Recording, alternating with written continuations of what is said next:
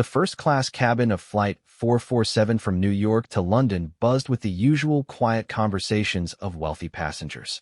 Expensive perfumes mixed with the scent of leather seats and premium coffee. Most travelers settled into their spacious seats with practiced ease, accustomed to luxury travel. But in seat 2A, 17-year-old Isabella Montgomery sat rigid with fear, her manicured hands gripping the armrests until her knuckles turned white. The daughter of tech billionaire Richard Montgomery had flown countless times before, but today felt different. Today, she was flying alone for the first time since the accident. Isabella's dark hair fell in waves around her pale face as she stared out the window at the ground crew loading luggage. Her designer outfit, a cream cashmere sweater and tailored pants, cost more than most people's monthly salary, but money couldn't buy away the panic rising in her chest. Her breathing became shallow and quick as the engines started their pre-flight check. 3 seats behind her, Grace Williams noticed the young woman's distress immediately. As a pediatric nurse with 20 years of experience and a mother of 3, Grace had developed an instinct for recognizing when someone needed help. She watched as Isabella's shoulders began to shake slightly, and her breathing became even more irregular. Grace had worked double shifts for 6 months to afford this trip to London, where her eldest daughter was studying abroad. At 42, she had saved every penny for this visit, choosing a middle seat in economy to make her dream trip possible. Her own excitement about seeing her daughter for the first time in a year was temporarily set aside as she watched the distressed teenager. The flight attendants moved through their safety demonstration, but Isabella heard nothing. Her mind kept replaying the images from 18 months ago, the private jet going down in a storm, the 3 days of waiting for rescue teams to find survivors, the devastating news that claimed her mother and younger brother. She had been the only survivor, found clinging to a piece of wreckage in the ocean, more dead than alive. Since that day, Isabella had refused to fly. Her father had arranged for private cars, trains, and boats to get her anywhere she needed to go. But today was different. Today, she had to get to London for her brother's memorial service, a service she had organized without telling her father. It was something she needed to do alone, to say goodbye properly. The plane began to taxi toward the runway, and Isabella's panic attack intensified. Tears started streaming down her face as she struggled to breathe. The sound of the engines reminded her of that terrible night when everything went wrong. Her hands trembled as she reached into her purse for her anxiety medication, but her fingers were shaking so badly she couldn't open the bottle.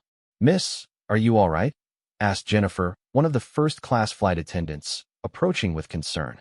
Isabella tried to speak, but could only shake her head, tears flowing freely now.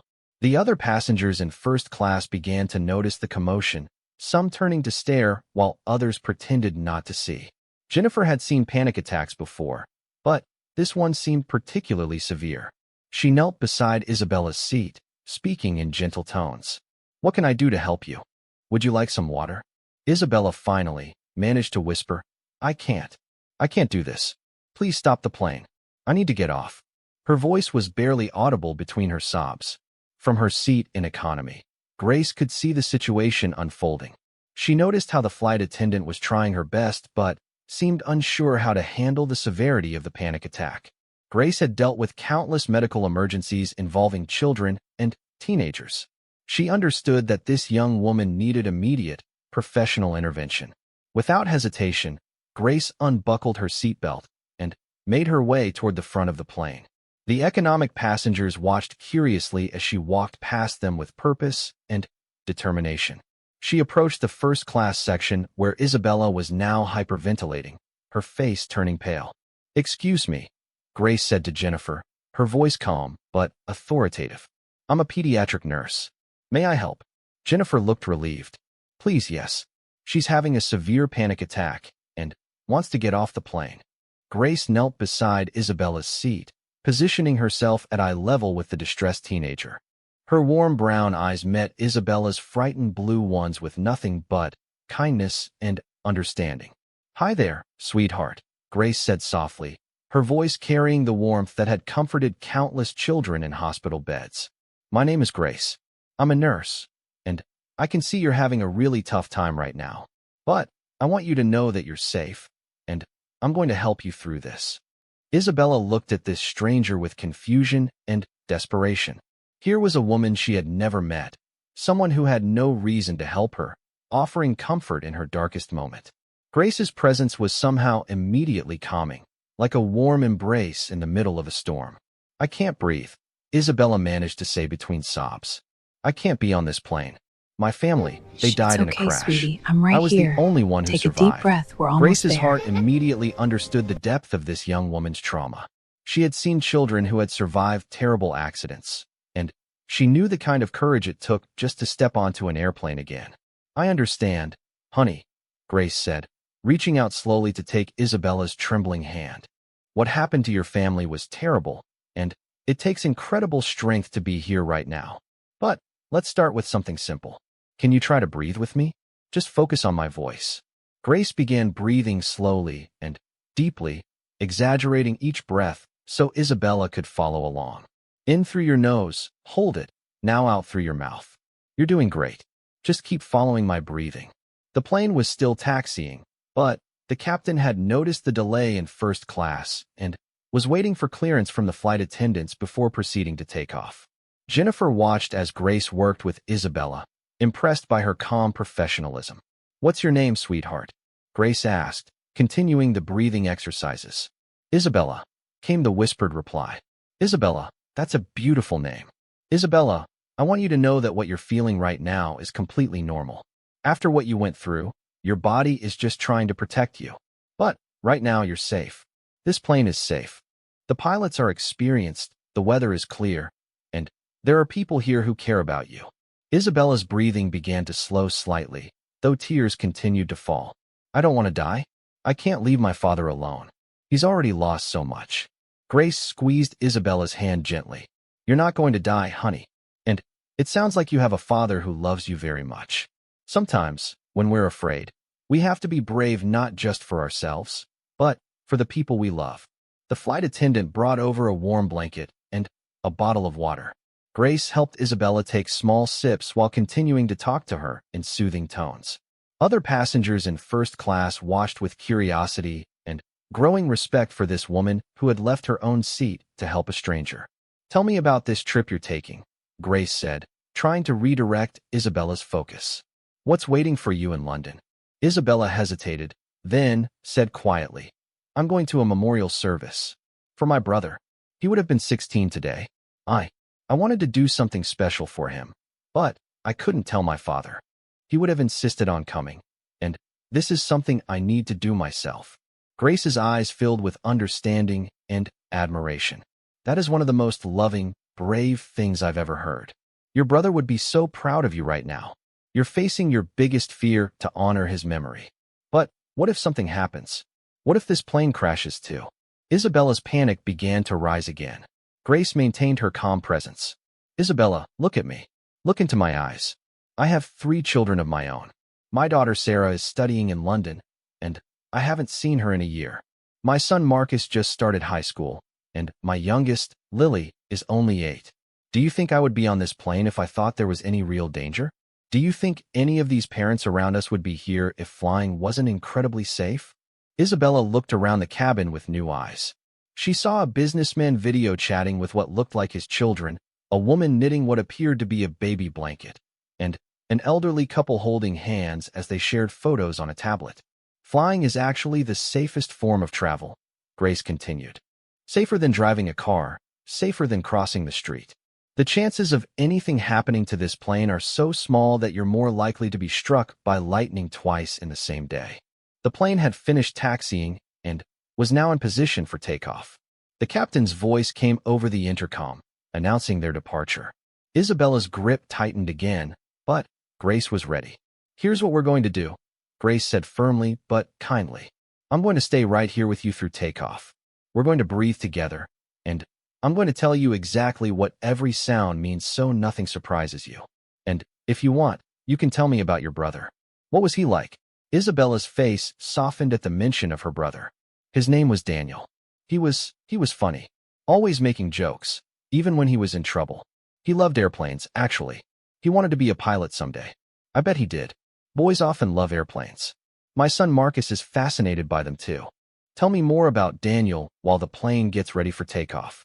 As the engines increased their power, Isabella flinched, but Grace immediately explained. That's just the engines getting ready to lift us into the sky.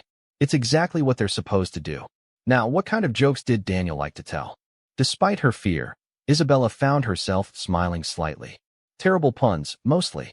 Dad used to groan every time Daniel opened his mouth at dinner. But Daniel would just laugh at his own jokes until we all ended up laughing too. The plane began its acceleration down the runway. Isabella gripped Grace's hand tightly. But instead of panicking, she found herself focusing on Grace's calm voice and the warm memories of her brother. He sounds wonderful, Grace said as the plane lifted off the ground. I can tell how much you loved him. And you know what? Right now, as we're flying through the sky, you're closer to him than you've been since the accident. Some people believe that those we love watch over us from up there. Isabella looked out the window as the ground fell away beneath them. For the first time since the accident, being in the air didn't feel like a death sentence. It felt like maybe, just maybe, she was traveling towards something important, something healing. The plane leveled off, and the seatbelt sign turned off. Grace had been holding Isabella's hand for nearly 30 minutes, missing her own takeoff entirely. But she didn't seem to mind at all. How are you feeling now? Grace asked gently. Isabella wiped her eyes with a tissue Jennifer had provided. Better. Much better. I can't believe you stayed with me this whole time. You don't even know me. Grace smiled warmly. Sometimes the most important thing we can do is help a stranger who needs us. Besides, I have a feeling about you, Isabella. I think you're much stronger than you know. Jennifer approached them with a smile. Miss, the captain wanted me to thank you for your help. And, Isabella, he says if you need anything during the flight, just let us know. You're incredibly brave for taking this trip. As Grace prepared to return to her seat in economy, Isabella suddenly panicked again. Wait, please don't go. What if I have another panic attack? What if I can't handle the rest of the flight? Grace patted Isabella's hand reassuringly. You're going to be just fine. But, if you need me, I'm just a few rows back. And Jennifer here is wonderful. She'll take great care of you. I don't even know your last name, Isabella said, realizing how little she knew about this woman who had become her lifeline. It's Williams. Grace Williams. And you don't need to thank me, honey. Sometimes we all need someone to hold our hand through the scary parts. As Grace walked back toward economy class, Isabella watched her go with a mixture of gratitude and amazement. She had never experienced such immediate, unconditional kindness from a stranger. In her world of wealth and privilege, people often had ulterior motives for helping her. But Grace had asked for nothing in return, had gained nothing from helping her except the satisfaction of easing another person's pain. The flight attendants in first class were buzzing with admiration. 2 hours into the flight, Isabella found herself looking back toward economy class every few minutes. She couldn't stop thinking about Grace Williams, the woman who had literally saved her from falling apart at 30,000 feet. The panic that had consumed her during takeoff had been replaced by something else entirely: curiosity and gratitude toward this stranger who had shown her such unexpected kindness. Jennifer, the flight attendant, approached with a warm smile. How are you feeling now, Isabella? Much better, I hope. Yes, thank you. I keep thinking about that woman who helped me. Grace, is there any way I could maybe invite her to sit up here? I know it's unusual, but she missed her own takeoff because she was helping me. Jennifer's expression softened. That's very thoughtful of you. Let me speak with the purser and see what we can arrange. She really was remarkable. While Jennifer went to consult with her supervisor, Isabella stared out the window at the vast ocean below. The view that had terrified her just hours ago now seemed peaceful, almost comforting. She thought about what Grace had said about being closer to Daniel up here in the sky. Maybe there was truth to that. In economy class, Grace was finally settling into her middle seat between a businessman who had claimed both armrests and a college student who had fallen asleep against the window. She opened a magazine, but couldn't concentrate on reading.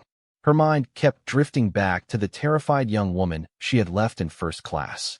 As a pediatric nurse, Grace had learned to read people quickly. Isabella was clearly dealing with severe trauma, but there was something else Grace had sensed, a deep loneliness that went beyond grief. The way Isabella had clung to her hand suggested someone who had been carrying her pain alone for far too long. Grace's phone buzzed with a text from her daughter Sarah in London. "Can't wait to see you, Mom. I've planned so many things for us to do together." Grace smiled, thinking about how excited Sarah would be to hear about the flight and her unexpected encounter with Isabella. "Excuse me, ma'am?" Jennifer appeared beside Grace's seat, speaking quietly. "The young woman you helped earlier, Isabella, was wondering if you might like to join her in first class. We have an empty seat, and she wanted to thank you properly." The businessman looked up from his laptop with interest. "First class? You should definitely take that offer," he said with a grin. Grace hesitated. "I appreciate the thought, but I don't want to impose. She's been through enough stress for one day." "Actually," Jennifer said, "I think it would help her feel more secure for the rest of the flight. She seems quite anxious about you being so far away." Grace gathered her small carry-on bag and followed Jennifer toward the front of the plane. Several passengers in economy watched her go, wondering what the story was behind this unexpected upgrade. Isabella's face lit up when she saw Grace approaching.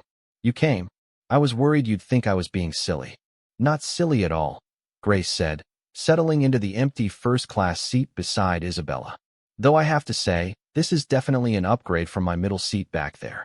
Isabella laughed, the first genuine laugh Grace had heard from her. "I'm glad you're here. I realized I don't know anything about you except that you're a nurse, and you saved my sanity back there. Tell me about yourself. What takes you to London?" Grace accepted a glass of water from Jennifer and turned to face Isabella. "I'm going to visit my daughter Sarah. She's studying abroad at University College London. It's been almost a year since I've seen her, and this trip represents about 6 months of overtime shifts at the hospital." Isabella's eyes widened. 6 months of overtime? Just for this trip? Well, yes. International travel isn't exactly in the budget for a single mom raising 3 kids on a nurse's salary. But Sarah is worth every extra hour I worked. Isabella felt a pang of guilt thinking about her own privileged life. A trip to London was something she could decide to take on a whim, with unlimited first-class travel always at her disposal. Yet here was Grace, who had worked herself exhausted just to see her daughter. "What about your other children? Are they okay with you being away?" Grace pulled out her phone to show Isabella pictures. "This is Marcus, he's 14, and this little one is Lily, she's 8. They're staying with their grandma while I'm gone. Marcus pretends he's too cool to miss me, but he made me promise to bring him back a souvenir from every place I visit. And Lily drew me about 50 pictures to take with me so I wouldn't be lonely." Isabella studied the photos, seeing the clear love and pride in Grace's face as she talked about her children. "They're beautiful. You must be an amazing mother." "I try my best. Some days are harder than others, especially working as many hours as I do. But they're good kids." Grace paused, then asked gently, "What about your family? I know you lost your mother and brother.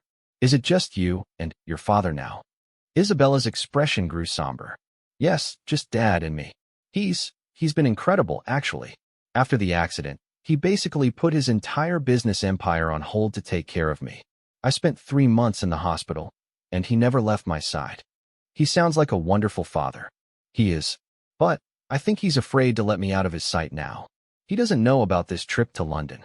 If he did, he would have insisted on coming with me, bringing security, making it into this huge production. But this memorial service for Daniel, it's something I need to do alone." Grace nodded understandingly. "Sometimes we need to prove to ourselves that we can handle difficult things independently. It's part of healing." "Exactly. Dad means well, but sometimes his protection feels more like a cage. Do you know what I mean?" Grace thought about her own children and how hard it was to know when to hold on and when to let go. "I think every parent struggles with that balance. When we love someone, especially after we've almost lost them, the instinct is to wrap them in bubble wrap and never let anything hurt them again." "Yes, that's exactly what it feels like. Bubble wrap." Isabella laughed again. "I feel like I've been living in a protective bubble for 18 months. This trip is the first time I've done anything remotely challenging since the accident. And look how brave you've been. You got on this plane despite your fear, you're traveling alone, and you're going to honor your brother's memory. That takes real courage." Isabella felt tears starting to form again, but these were different from the panicked tears earlier. These came from gratitude and a sense of being truly understood. Can I ask you something? Isabella said quietly. When you saw me having that panic attack, why did you help me? You didn't know me. For all you knew, I could have been a difficult, spoiled rich girl causing drama. Grace considered the question seriously. In my line of work, I see children and teenagers in crisis all the time. You learn to recognize when someone is genuinely suffering versus when someone is just acting out. What I saw in you was real terror and real pain. No one deserves to go through that alone. But you gave up your own comfort, your own seat, your own takeoff experience. Isabella, let me tell you something I've learned in 20 years of nursing. Sometimes the most important thing we can do in life is show up for someone else in their darkest moment. It doesn't matter if we know them or not. What matters is that they need help, and we're capable of giving it. Isabella was quiet for several minutes, processing Grace's words. She thought about her own life, and how rarely she had been in a position to help others. Her world was filled with people who wanted things from her family, donations, investments, connections. But here was someone who had given freely without expecting anything in return. I want to ask you something, Isabella said finally. And please don't take this the wrong way. But you mentioned working overtime for 6 months just to afford this trip. What if I could help somehow? Not because I feel sorry for you, but because you helped me when I really needed it. Grace's expression became cautious. Isabella, that's very kind, but I can't accept money from you. What I did wasn't about expecting payment. I know. That's what makes you so special. But hear me out. You said your daughter Sarah is studying in London. What if there was a way for you to see her more often? What if you didn't have to work 6 months of overtime just to take a trip? Grace shook her head gently. I appreciate the thought, but I can't let you solve my problems with money. That's not what this is about. Isabella realized she was approaching this all wrong. Grace wasn't someone who could be helped with simple financial gestures. She was a proud, independent woman who had built her life through her own hard work and sacrifice. You're right. I'm sorry. I guess I'm not used to meeting people who can't be helped with money. In my world, that's how most problems get solved. Tell me about your world, Grace said, genuinely curious. What's it like being the daughter of a billionaire? Isabella thought about how to explain a life that most people couldn't imagine. It's weird, honestly. On one hand, I have incredible privilege. I can go anywhere, buy anything, have experiences most people only dream about. But, on the other hand, I'm never sure if people like me for me or for what my family can do for them. That must be very isolating. It is, especially after the accident. People either treat me like I'm made of glass and might shatter at any moment, or they see me as an opportunity, the tragic billionaire's daughter they can either protect or exploit. Grace studied Isabella's face as she spoke. But that's not how you want to be seen. No, I just want to be Isabella. Not the girl who survived a plane crash, not the billionaire's daughter, just me. When you helped me earlier, you didn't even know who I was, did you? Grace shook her head. Not a clue. I just saw a scared young woman who needed help. That's the first time that's happened in. I can't remember how long. Maybe ever. They sat in comfortable silence for a while, each lost in their own thoughts. The plane was making good time across the Atlantic, and the lunch service had begun. Jennifer appeared with their meal trays, still smiling at the unusual friendship that had developed in her cabin. This is probably the best airplane food I've ever had, Grace said, tasting the carefully prepared first-class meal. Really? I usually don't even notice airplane food. But, you're right, this is actually good. Isabella realized she was tasting her food properly for the first time in months. Usually, meals were just something to get through, fuel for her body without any real enjoyment. Can I tell you about Daniel? Isabella asked suddenly. I mean, really tell you about him, not just the happy memories? Grace put down her fork and gave Isabella her full attention. Of course. He wasn't perfect. I don't want you to think he was some angelic little boy who never caused trouble. He was actually kind of a pain sometimes. He was incredibly smart, but he used his intelligence to get out of doing things he didn't want to do. He could talk his way out of any punishment. Grace smiled. He sounds like my Marcus in some ways. The thing is, after he died, everyone wanted to remember only the good things. Dad couldn't bear to hear about any of Daniel's flaws or mistakes. It was like we were supposed to pretend he had been perfect, and that felt wrong to me. Daniel was human. He had good days and bad days, just like everyone else. And you want to honor the real Daniel, not just a perfect version of him. Exactly. That's what this memorial service is about. I want to tell stories about the real Daniel, his terrible jokes, the time he convinced our tutor that homework was optional on Wednesdays, the way he used to sneak cookies from the kitchen and leave crumbs everywhere. Grace listened with the patience of someone who understood that sometimes people need to talk through their grief to make sense of it. He would have loved this, Isabella continued, gesturing around the airplane cabin. He was obsessed with how things worked. He would have spent the whole flight asking the pilots questions and trying to figure out every detail of how we were staying in the air. He sounds like he had a wonderful curiosity about the world. He did. And I think that's what I miss most, not just him, but his way of looking at everything like it was interesting and worth understanding. I feel like I lost that curiosity when I lost him. Grace reached over and squeezed Isabella's hand gently. Maybe this trip will help you find it again. Sometimes when we do something that scares us, we discover parts of ourselves we thought were gone forever. Isabella looked out the window again, watching the clouds drift past below them. Can I ask you something personal? How do you do it? How do you stay so positive and kind when life must be really hard sometimes? I mean, raising 3 kids alone, working so many hours just to make ends meet. Grace was quiet for a moment, considering her answer. I guess I've learned that there are 2 ways to respond to hardship. You can let it make you bitter and closed off, or you can let it make you more compassionate toward others who are struggling. I chose compassion because I want my children to see that as a possibility. As the plane descended through the clouds toward London Heathrow, Isabella felt a mixture of nerves and excitement she hadn't experienced in over a year. The memorial service for Daniel was tomorrow, but her conversation with Grace had somehow shifted her perspective from dreading it to anticipating it. For the first time since planning this trip, she felt ready to honor her brother's memory properly. I can't believe we're almost there, Grace said, looking out the window at the patchwork of green fields below. Sarah is probably already at the airport waiting for me. She texted 3 times during the flight asking if we were on schedule. Isabella smiled at Grace's obvious excitement. She must really miss you. The feeling is mutual. Video calls just aren't the same as being able to hug your child. Grace paused, then looked at Isabella thoughtfully. Speaking of which, have you called your father yet? He must be worried sick when he realizes you're gone. Isabella's face fell slightly. I left him a note saying I needed to take a short trip and that I'd call him when I landed. By now he's probably discovered where I went and has half of London's security services looking for me. Maybe you should call him as soon as we land. Put his mind at ease. You're right.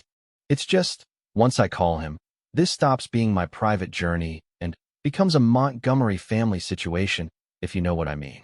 Security details, privacy concerns, media management. Sometimes I wish I could just be a normal person traveling normally. Grace understood this better now after their long conversation. Well, for what it's worth, you've been wonderfully normal on this flight. Just Isabella, not Isabella Montgomery. The landing was smooth, and Isabella barely flinched during the descent. Grace stayed beside her, providing quiet reassurance. But it was clear that Isabella had conquered much of her flight anxiety through facing it head-on. As they gathered their belongings, Isabella realized she wasn't ready to say goodbye to Grace. This woman had become like a lifeline in the span of a few hours, and the thought of returning to her isolated, protected existence felt overwhelming. Grace, I know this might sound strange, but would you like to have dinner sometime while we're both in London? I mean, if you have time between visits with your daughter. Grace hesitated. Isabella, that's very sweet, but I'm sure you have important things to handle, and I want to spend every possible moment with Sarah. Of course I understand. Isabella struggled to find the words. I've never had a conversation like the one we just had. Usually, when I meet people, there's all this stuff in the way. Money, expectations, what they want from me or my family. But talking to you felt real. Grace's expression softened. It was real, and I'm honored that you shared so much with me. But, Isabella, you don't need me to have real conversations with people. You just need to find the right people. But how do I do that? How do I tell who's genuine and who's not? The same way you recognize that I was trying to help you without any ulterior motive. You trust your instincts. You're smarter and more perceptive than you give yourself credit for. They made their way through customs together, Grace with her single carry-on bag, and Isabella with her designer luggage. The contrast between them was obvious, but their easy conversation showed that they had found common ground despite their different worlds. "Mom," a young woman's voice called out from the arrival area. Sarah Williams came running toward them, her face bright with joy and excitement. She was tall and slender like her mother, with the same warm smile and intelligent eyes. Grace dropped her bag and embraced her daughter tightly. "Oh my goodness, you look wonderful. You've grown up so much since I last saw you." Isabella watched the reunion with a mixture of happiness for them and longing for her own family. She thought about how Daniel would have been almost Sarah's age now, probably studying at some prestigious university, calling home to complain about professors or rave about new discoveries. "Sarah, I want you to meet someone special," Grace said, turning toward Isabella. "This is Isabella. She helped make the flight much more interesting." Sarah extended her hand with a friendly smile. "Nice to meet you, Isabella. Are you visiting London for the first time?" "Not exactly, but it's the first time I've come alone. Your mother was incredible on the flight. She literally saved my sanity during takeoff."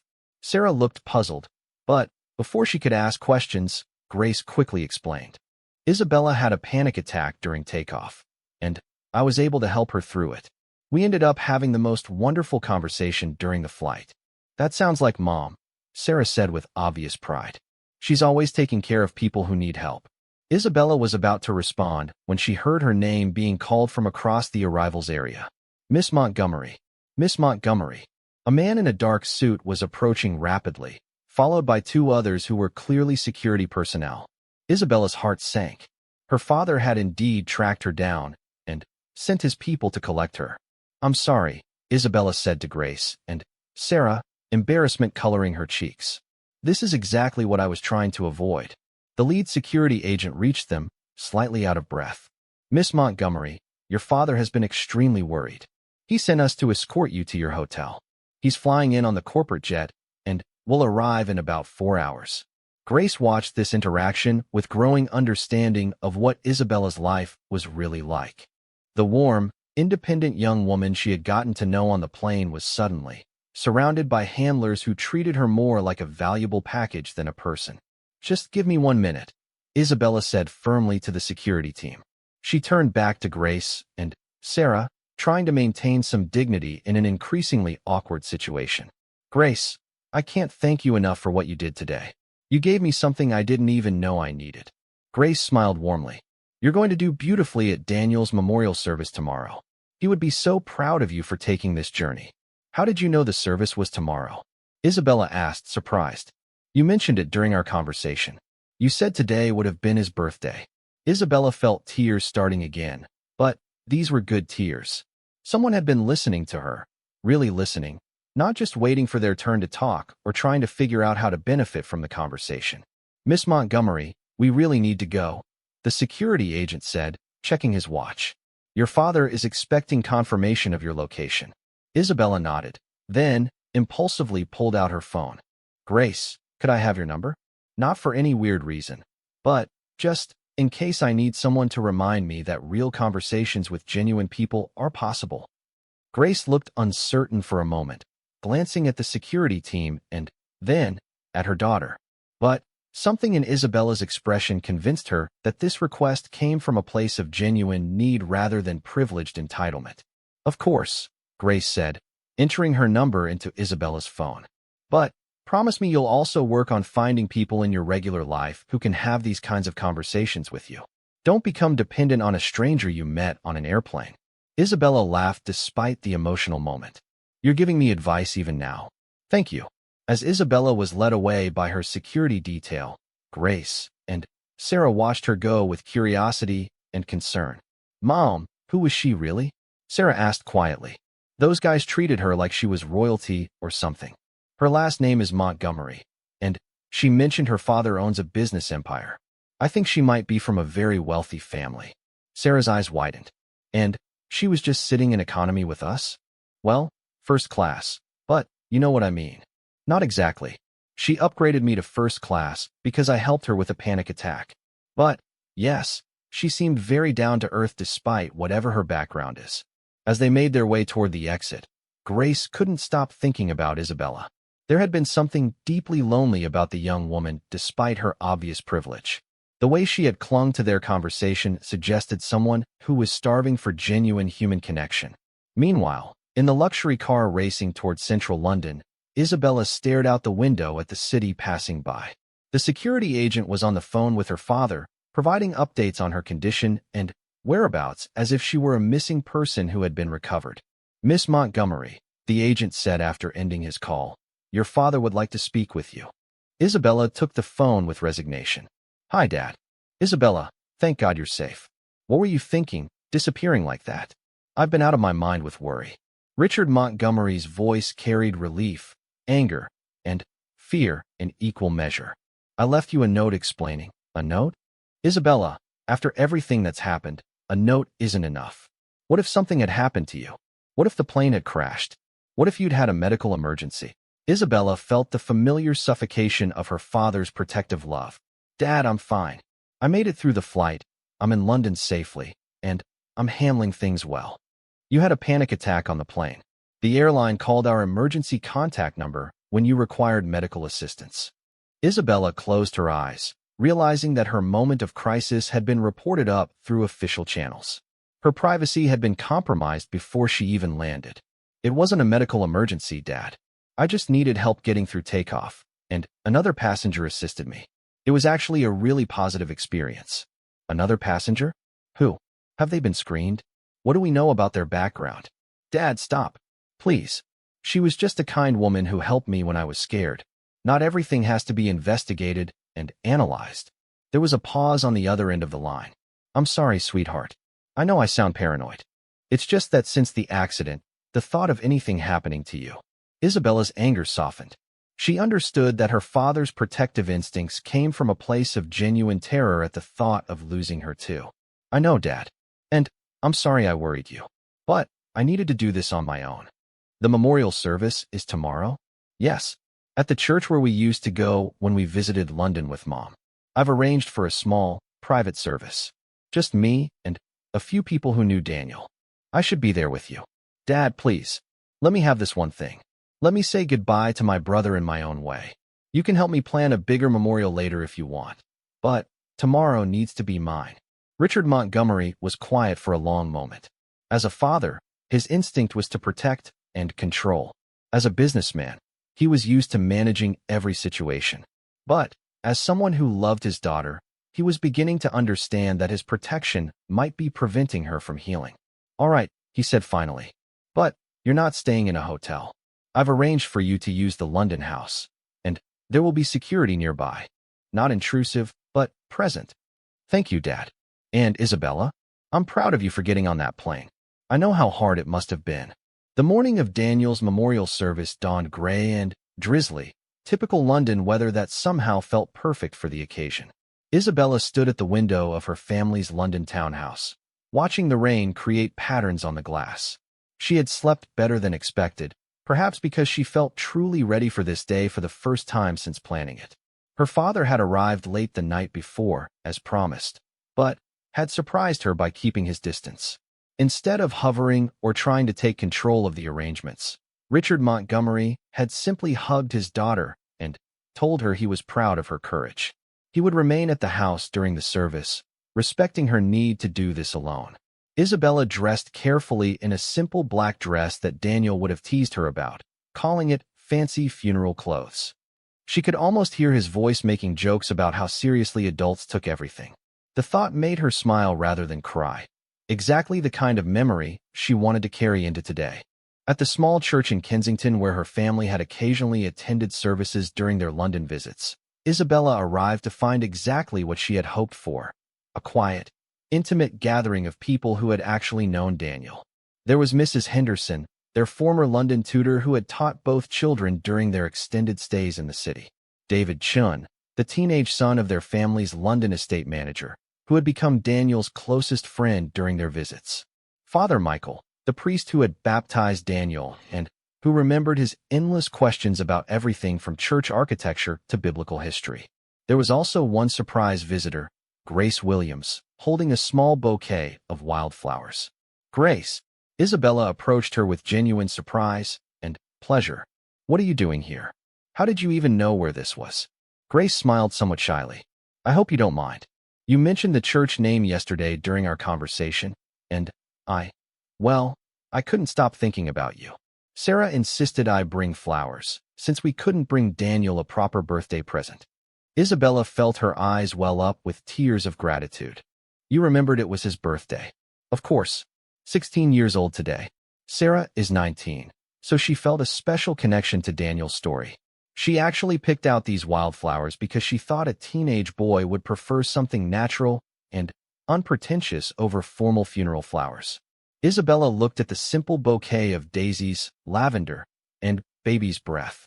She's absolutely right. Daniel always said fancy flowers looked like they were trying too hard. Mrs. Henderson approached them, her elderly face bright with curiosity about Isabella's companion. Isabella, dear, how wonderful that you have a friend here with you today. Daniel always said the best adventures happened when you least expected them. Isabella introduced Grace as someone who helped me find the courage to make this trip. It was a simple explanation that somehow captured the depth of what Grace's kindness had meant to her. As they took their seats in the small chapel, Isabella felt a calmness she hadn't expected. The service she had planned was unlike any funeral or memorial she had ever attended. Instead of somber hymns and formal eulogies, she had asked each person to share a story about Daniel that made them smile. Mrs. Henderson went first, describing how Daniel had convinced her that mathematics would be more fun if they did problems about pirates and treasure instead of boring word problems about trains and distances. He turned algebra into adventure stories, she laughed. And his grades improved dramatically once we started solving for x, when x represented pieces of 8.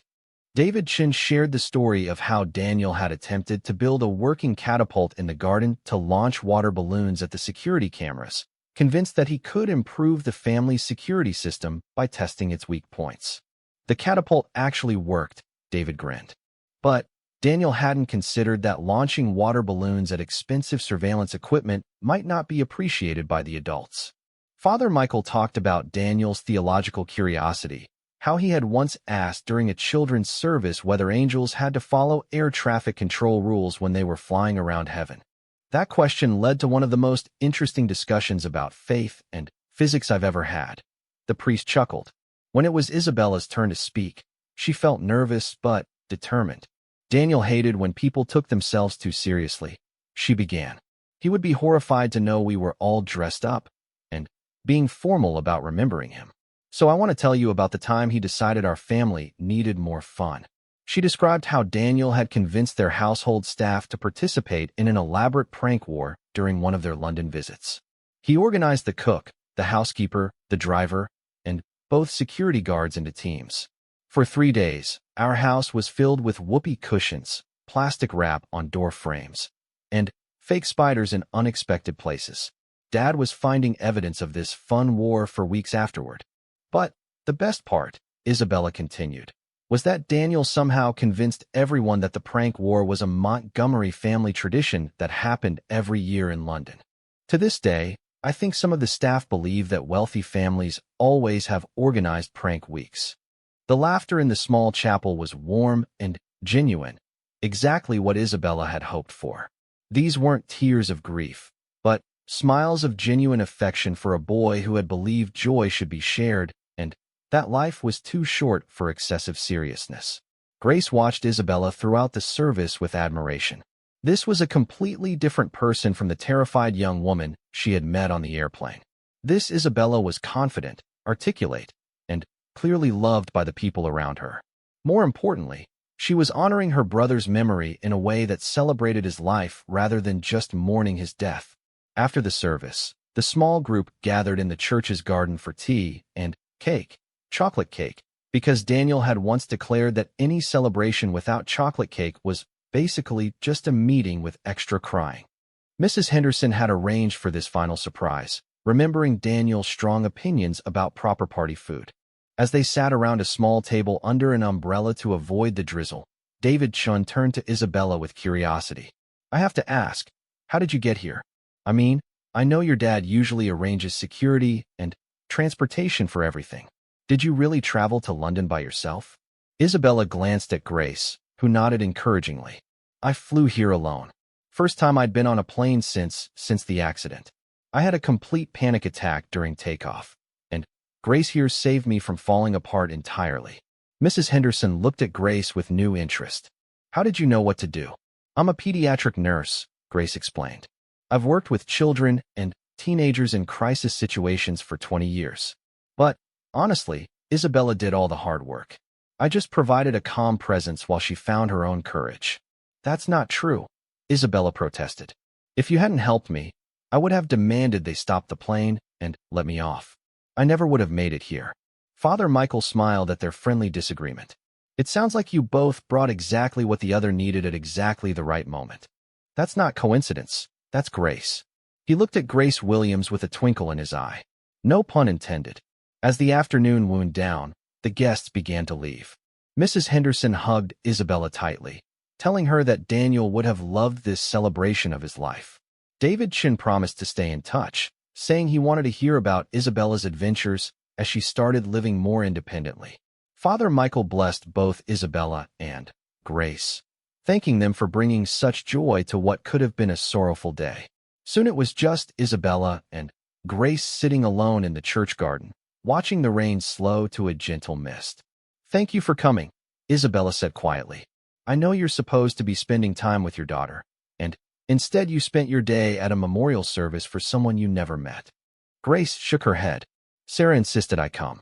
She said any brother worth honoring with wildflowers was worth honoring with presents. Besides, after our conversation yesterday, I felt like I knew Daniel a little bit.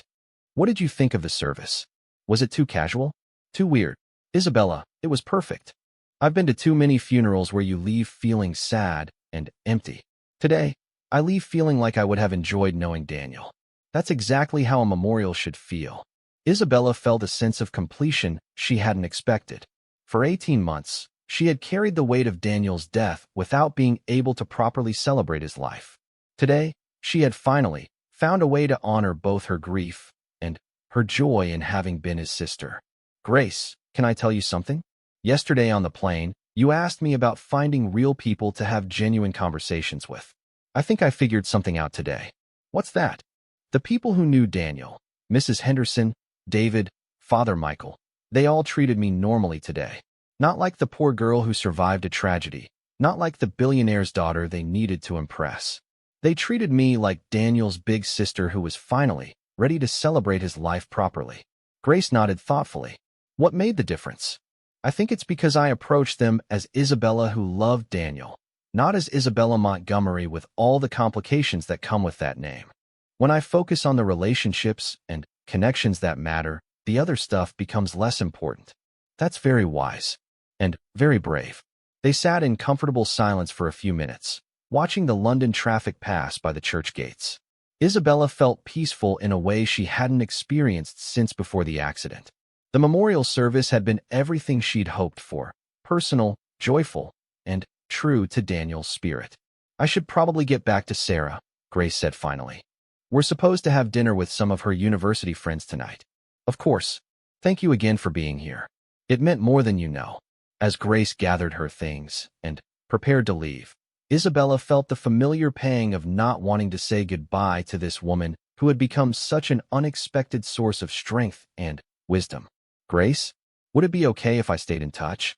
Not as a needy person who can't function without help, but as someone who values the friendship we've started? Grace smiled warmly.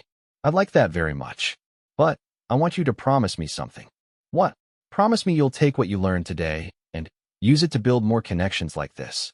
Don't make me the only real person in your life. You're capable of so much more than that. Isabella nodded seriously. I promise. Starting with David Chun, I'm going to stay in touch with him properly, not just send Christmas cards through assistants. And maybe I'll visit Mrs. Henderson more often when I'm in London. 6 months after the memorial service in London, Isabella Montgomery's life had transformed in ways no one could have predicted.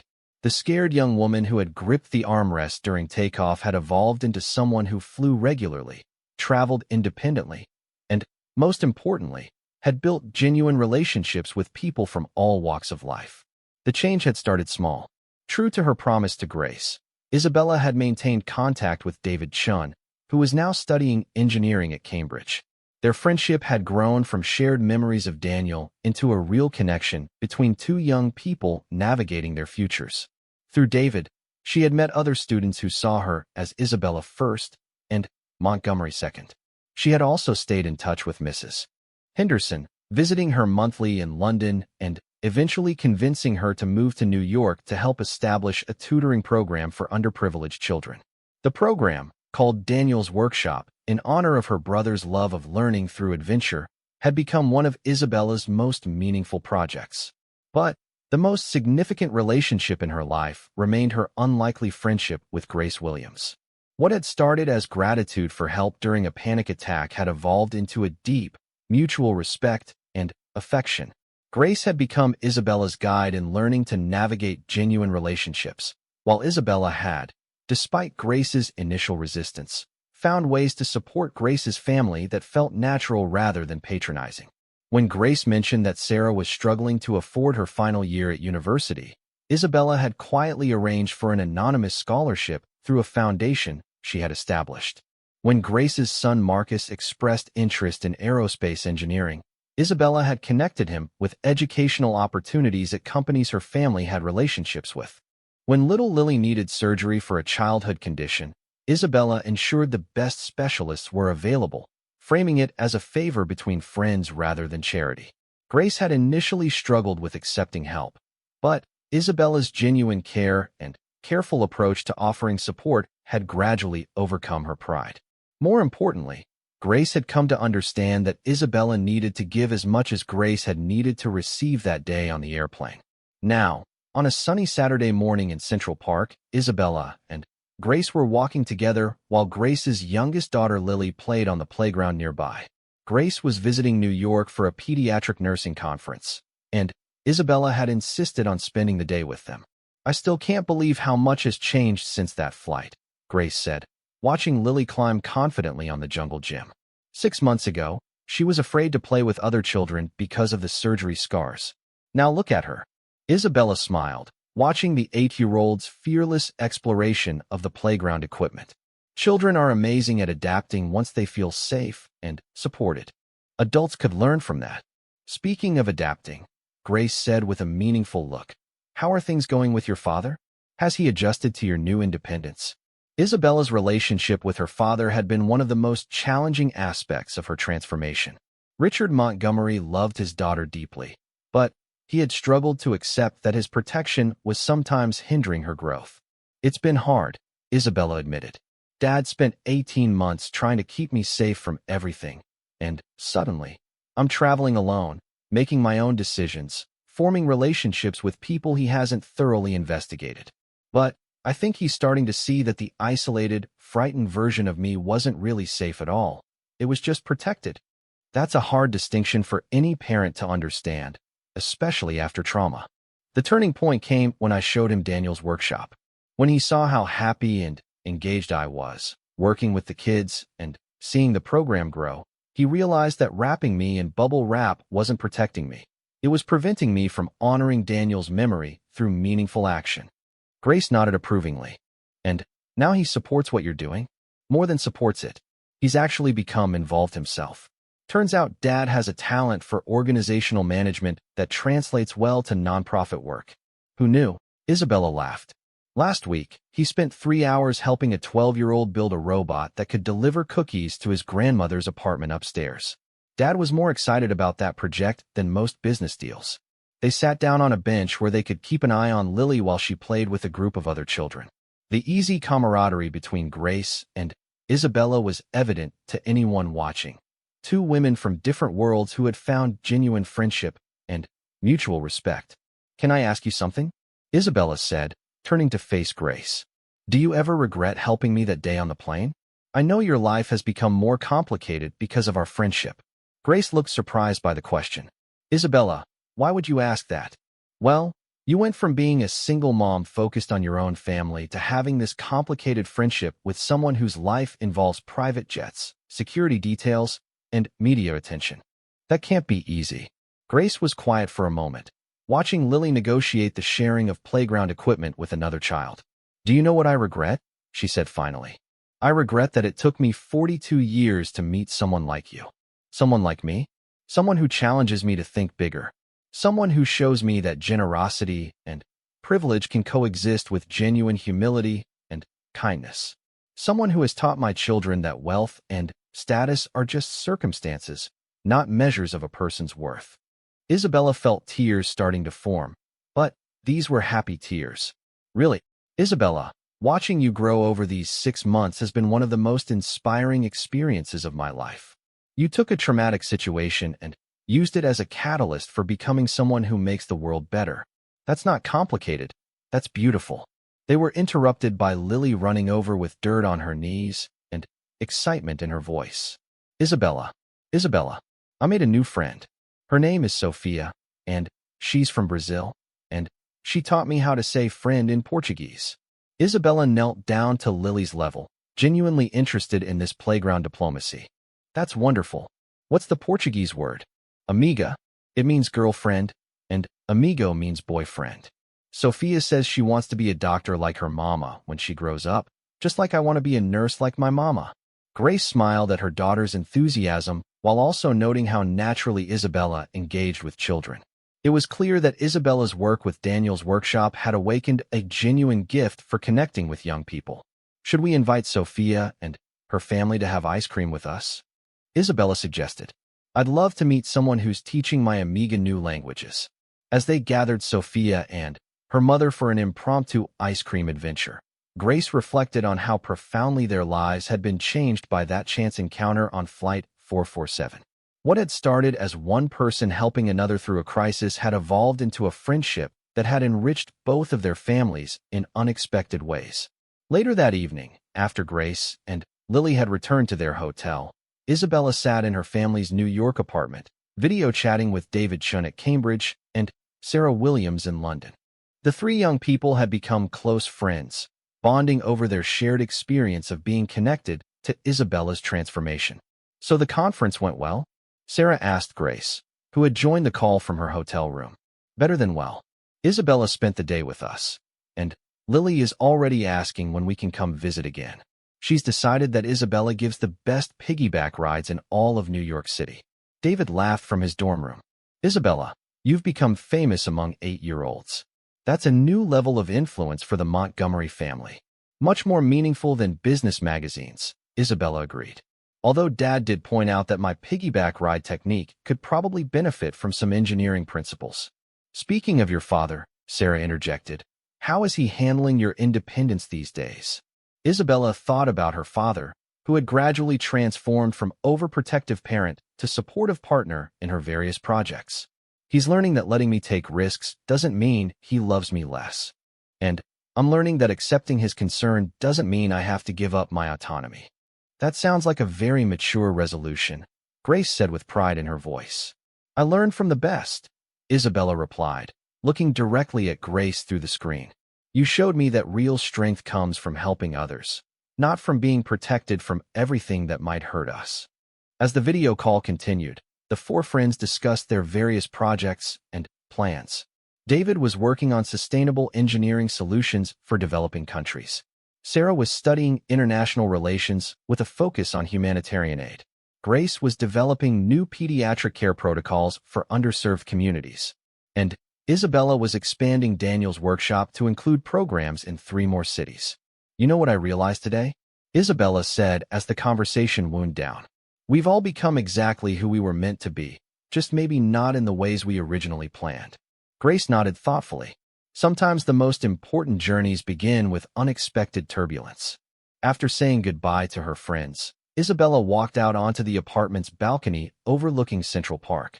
The city sparkled below her, full of millions of people living their own stories, facing their own challenges, finding their own ways to connect with each other.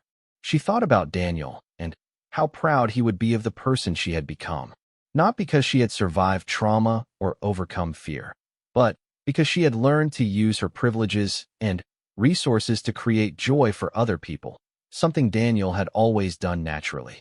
She also thought about that terrifying moment on Flight 447 when Grace Williams had knelt beside her seat and offered help without knowing anything about her except that she needed it. That single act of kindness had set off a chain reaction that had transformed multiple lives in beautiful, unexpected ways. The next morning, Isabella would catch a flight to Chicago to visit the newest Daniels workshop location. She would travel without security, carrying her own luggage, sitting in coach, and striking up conversations with fellow passengers. The anxious, isolated young woman who had once gripped airplane armrests in terror had become someone who viewed each flight as an opportunity for new connections and adventures. But tonight, she simply stood on the balcony, grateful for the unexpected friendship that had taught her the difference between being protected and being safe, between being wealthy and being rich, between surviving tragedy and transforming it into something meaningful. Grace Williams had indeed been her guardian angel on Flight 447, but not in the way either of them had expected. Instead of simply helping Isabella through a panic attack, Grace had helped her discover that the most important relationships in life are built not on what we can give or receive from each other, but on the simple recognition of shared humanity in moments when we need each other most. As Isabella finally headed inside to prepare for the next day's journey, she carried with her the profound understanding that sometimes the most life-changing encounters begin with someone simply saying, "Hi there, sweetheart. My name is Grace, and I'm going to help you through this." The rest, as she had learned, was just the beautiful unfolding of what happens when strangers become family through the simple miracle of human kindness at 30,000 feet. For that sounds like an excellent start. As Grace walked away from the church, Isabella remained in the garden for a few more minutes, feeling the gentle rain on her face and thinking about Daniel. For the first time since his death, she felt like he would be proud of her, not because she had survived, but because she had found the courage to live fully again. The memorial service had been a success, but, more importantly, it had been a beginning. Isabella had discovered that she was capable of planning meaningful events, maintaining genuine friendships, and honoring the people she loved in ways that felt authentic rather than obligatory. When she finally left the church and climbed into the waiting car to return to her father, Isabella felt like a different person from the one who had arrived in London just 24 hours earlier. She had faced her fears, honored her brother's memory, and discovered that real connections with people were not only possible, but essential for her healing. The scared young woman who had broken down on Flight 447 was still part of who she was, but she was no longer the only part. Thanks to Grace Williams and the memorial service she had been brave enough to plan, Isabella was rediscovering the strong, capable person she had been before tragedy struck her family. After ending the call, Isabella leaned back in the car seat and thought about the day's events. This morning, she had been a terrified young woman who couldn't even handle takeoff. Now, she was someone who had survived her fears and was about to honor her brother's memory on her own terms. More importantly, she had met Grace Williams, a woman who had shown her what genuine kindness looked like. Grace had asked for nothing in return for her help and had treated Isabella like a normal person worth knowing. The experience had given Isabella hope that real connections were possible, even in her complicated world. Tomorrow would be one of the hardest days of her life, but for the first time since the accident, Isabella felt ready to face it. She had Grace's number in her phone, not as a lifeline, but as proof that authentic people existed and that she was capable of recognizing them when she met them. As the car pulled up to the Montgomery family's London residence, Isabella felt a sense of accomplishment she hadn't experienced in 18 months. She had taken control of her own journey, literally and figuratively. And while her father's security team was already in position around the house, she had managed to carve out a space for herself that was genuinely hers.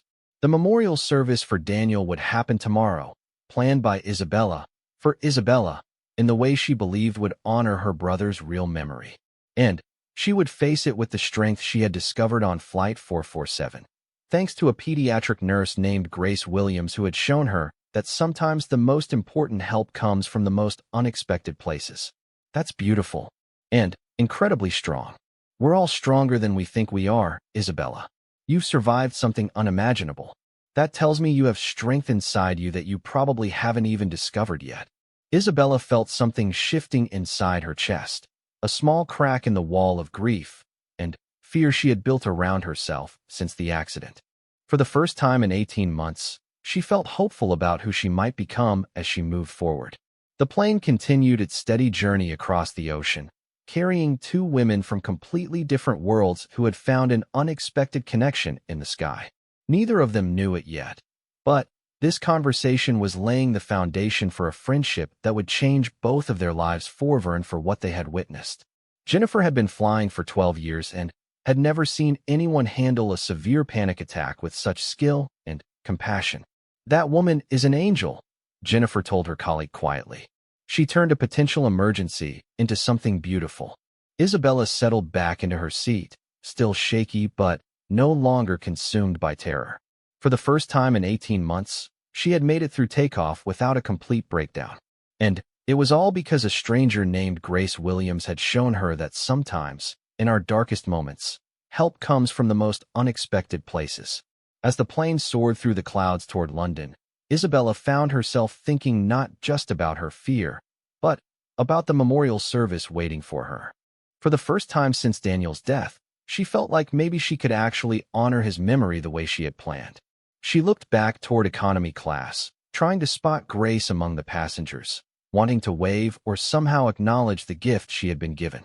But from her first-class seat, she couldn't see the woman who had changed everything for her in the span of 30 minutes.